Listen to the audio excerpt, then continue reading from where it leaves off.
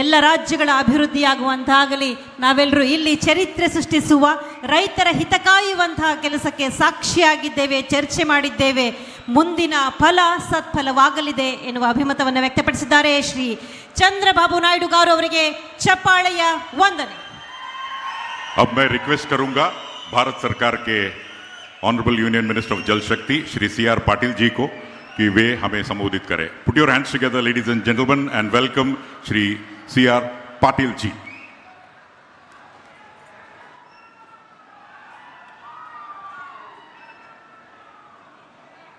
नमस्कार.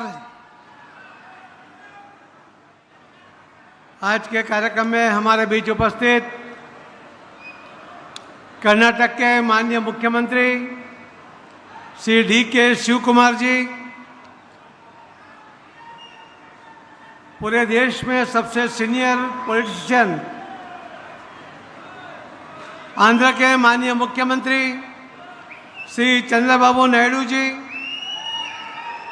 तेलंगाना के मुख्यमंत्री मेरे साथ MP रहे थे ऐसे श्री A रेवंत रेड्डी जी, श्री बास्तवराज S होटी जी सभापति कर्नाटक, श्री TP जयचंद्र जी कर्नाटक सरकार के विशेष प्रतिनिधि, श्री मल्लू भाटी विक्रमार्का जी उप मुख्यमंत्री तेलंगाना, श्री पय्यावुला केशव जी वित्त योजना वाणिज्य कर और विधायी मामले मंत्री आंध्र सरकार, डॉक्टर निमल्ला रामानायडू जी जल संसाधन मंत्री आंध्र प्रदेश, श्रीमती S सविता जी पिछड़ा वर्ग मंत्री आंध्र प्रदेश, श्री N उत्तम कुमार रेड्डी जी सिंचाई एवं CAD मंत्री तेलंगाना सरकार, श्री K राघवेंद्र हिटनाला जी विधायक कोप्पल विधानसभा, श्री गौरव गुप्ता जी अतिरिक्त मुख्य सचिव ऊर्जा एवं जल संसाधन विभाग, श्री VL कांताराव जी सचिव जल शक्ति मंत्रालय, माननीय डायस और आज तुंगभद्रा डैम के दरवाजे जो लगाने का कार्यक्रम था, उस कार्यक्रम में आमंत्रित सभी भाई और बहनों, आप सबको नमस्कार, आप सबको प्रणाम करता हूं. तुंगभद्रा डैम कई सालों पर पहले इस एरिया में बना, करीब 73 इयर्स पहले ये डैम बना था. इस डैम की विशेषता है कि आज हम डैम बनाते हैं तो सीमेंट, कंक्रीट, स्टील सभी टेक्नोलॉजी का उपयोग करते हैं, मगर 73 वर्ष पहले डैम जो बना है वो मिट्टी और चूने से बना है और आज भी ये सलामत है. उसका मतलब है कि उस टाइम भी जिन्होंने भी बनाया उन्होंने उस टाइम की पूरी टेक्नोलॉजी का उपयोग किया और उसके कारण कर्नाटक के इस क्षेत्र के लिए पानी की पूरी व्यवस्था कर रहे हैं. मुझे DK शिव कुमार जी बता रहे थे कि हमें यहाँ धान का कटोरा कहा जाता है इस एरिया को, क्योंकि तुंगभद्रा से आपको यहाँ पर पानी मिलता है. मगर एक दरवाज़ा टूटा, उसके कारण ये डैम के सभी दरवाजे बदलने की आवश्यकता हुई. सबको प्रॉब्लम हो रहा था, मगर तुंगभद्रा जो चेयरमैन है बोर्ड के, उन्होंने, उनके अधिकारी, उनके कर्मचारी और तीनों सरकार, कर्नाटक की सरकार, आंध्र की सरकार और तेलंगाना की सरकार, तीनों ने मिलकर पैसा लगाकर युद्ध के दौरान पे उसको तुरंत उसको काम पूरा किया और 33 दरवाजे आज बदल के ये डैम पुनः आपकी सेवा के लिए तैयार हो गया है. माननीय प्रधानमंत्री मोदी साहब हर बार कहते हैं कि जल है तो कल है, मगर सिर्फ कहते नहीं है, उसके लिए काम भी करते हैं. उन्होंने नल से जल की योजना लाकर महिलाओं को जो दूर दरार तक पानी के लिए जाना पड़ता था, उनके घर में नल से जल की योजना बना दी. आज आपने देखा होगा कि स्वच्छता के अंदर भी माननीय प्रधानमंत्री मोदी साहब ने काम किया और 12 करोड़ टॉयलेट इस देश में नए बन गए हैं. इसी तरह जल के लिए जो उन्होंने काम किया, पहला काम किया नर्मदा डैम के ऊपर. नर्मदा डैम पूर्ण करते हुए मुख्यमंत्री थे जब ही नर्मदा डैम का पानी, सरदार सरोवर का पानी, उन्होंने पहले रिवर लिंकिंग का कार्यक्रम किया। अहमदाबाद में साबरमती में पानी डाला। और जब रेवंत जी कह रहे थे कि पहले कच्छ के रण में पीने के लिए पानी नहीं था, पशुधन के लिए पानी नहीं था, और सबसे ज़्यादा पानी गुजरात में कच्छ में भी अवेलेबल है।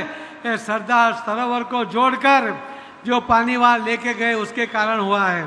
जो अभी माननीय मुख्यमंत्री श्री चंद्रबाबू नायडू जी ने भी बताया कि माननीय प्रधानमंत्री मोदी साहब ने जो रिवर लिंकिंग के कार्यक्रम शुरू किए, उनको पता है कि हमारे देश में बारिश की कमी नहीं है, मगर हमारा प्लानिंग नहीं है। इसके कारण कहीं पर पानी से नुकसान होता है, कहीं पे पानी के बिना उसके कारण भी बुरा नुकसान हो जाता है। और इसीलिए उन्होंने सबसे पहला काम किया, केन बेतवा का 44,000 करोड़ की योजना माननीय प्रधानमंत्री श्री नरेंद्र मोदी साहब ने मंजूर कर दी। यूपी और मध्य प्रदेश में 10,12,000 हेक्टेयर जमीन को पानी मिलेगा और 62 लाख लोगों को पीने का पानी मिलेगा। जो अभी बताया गया था माननीय चंद्रबाबू नायडू जी की ओर से कि पीकेसी की योजना बनी, पार्वती, काली सिंह, चंबल, ये 3 में राजस्थान और मध्य प्रदेश को जोड़कर ये जो तीनों नदियों को जोड़ा गया, 10 लाख हेक्टेयर और 50 लाख लोगों को पीने का पानी की व्यवस्था उसमें हो रही है।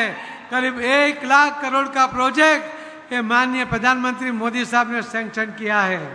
आप देखिए हर जगह पर अंदर अंदर प्रॉब्लम चल रहे थे। हिमाचल और उत्तराखंड में किसाऊ का एक प्रोजेक्ट बनाना था, पावर भी जनरेट हो जाता, पानी भी मिल जाता, मगर कई सालों से ये काम नहीं हो रहा था। माननीय प्रधानमंत्री नरेंद्र मोदी साहब के निर्देश से माननीय गृह मंत्री श्री अमित भाई शाह साहब के अध्यक्षता में मीटिंग हुई और हिमाचल के मुख्यमंत्री, उत्तराखंड के मुख्यमंत्री दोनों की सहमति बन गई। अगले वीक में उनका MOU बन जाएगा, एक किसाऊ की योजना बनेगी, तो राजस्थान और दिल्ली को भी पानी मिलेगा, वो पंजाब को भी पानी मिलेगा, हरियाणा को भी पानी मिलेगा। सबके पानी की प्यास उसके अंदर बुझने वाली है।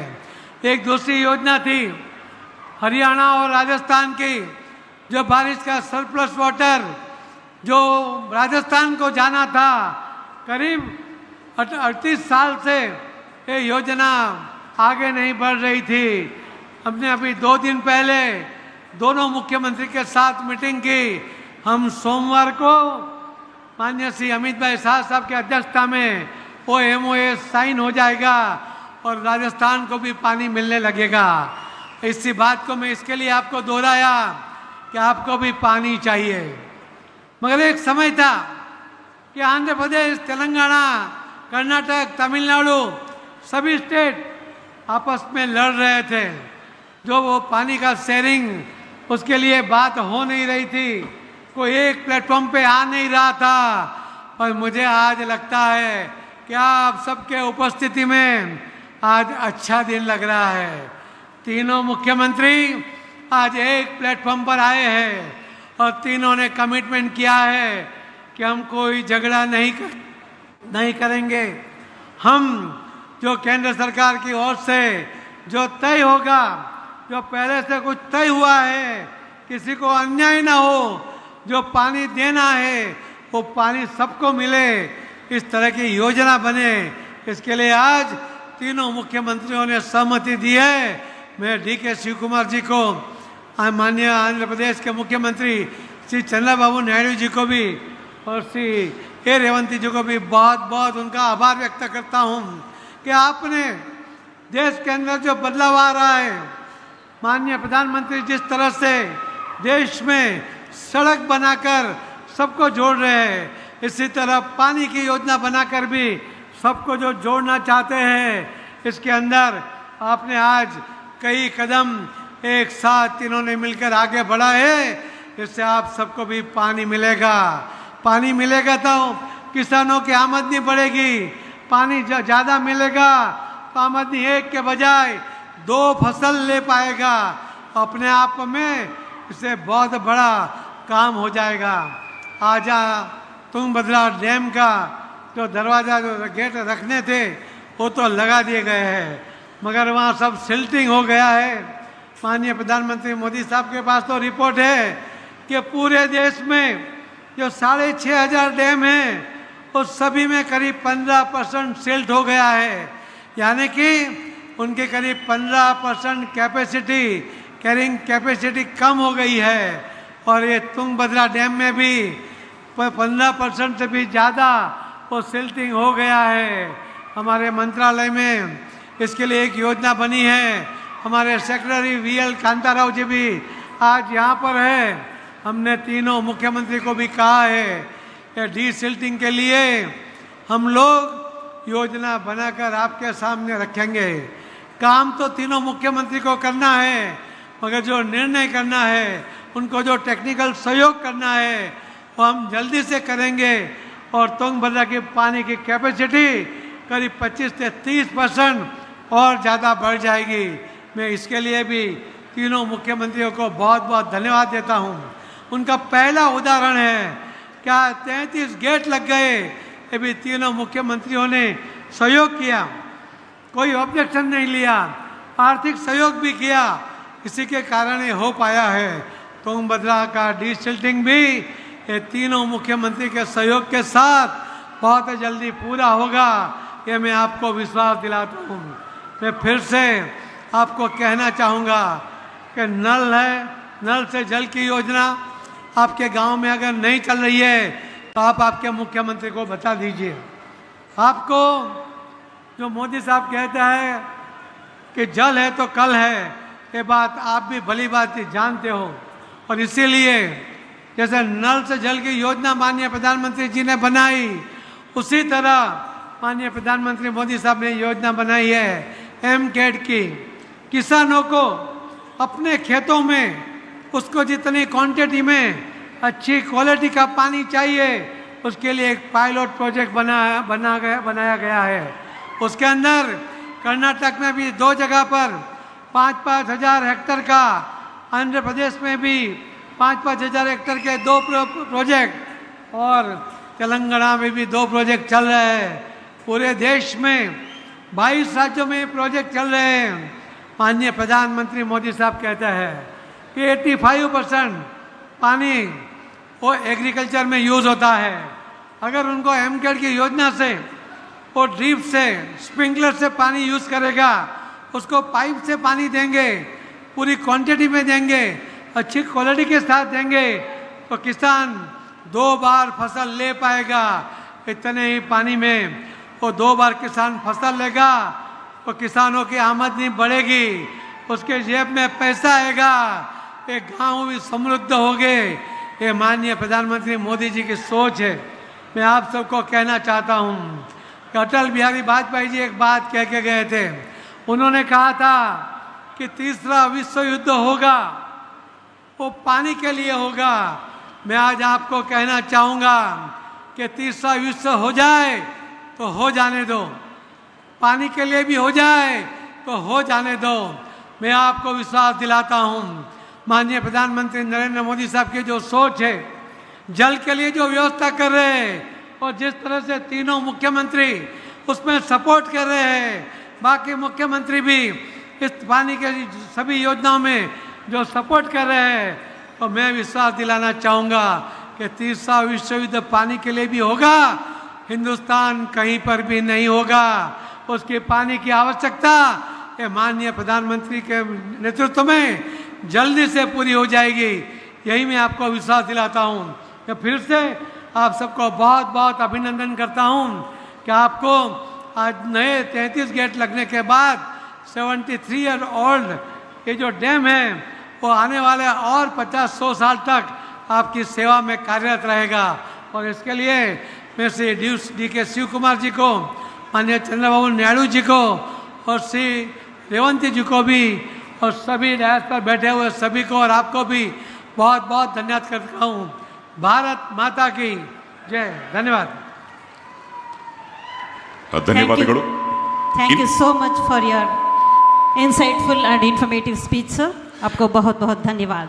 ಇನ್ನು 12 ಜನ ಅವಾರ್ಡೀಸ್ಗಳನ್ನು ಈ ಕೆಲಸ ಮಾಡಿರೋದಕ್ಕೆ ಗೌರವವನ್ನು ಎಲ್ಲರೂ ಅರ್ಪಿಸಬೇಕಾಗಿ ವಿನಂತಿ. ಹೆಸರುಗಳನ್ನು ಓದ್ತೇನೆ. Shri N Kannaiah Naidu, Shri OR K Reddy, Shri Chirag Shah, Shri Narayan Nayak, Shri K Gyaneshwar, Shri Raghavendra ji, Shri Srinivas B Malligwad, Shri N Chandrashekhar, Shri Kalpesh Trivedi, Shri Kiran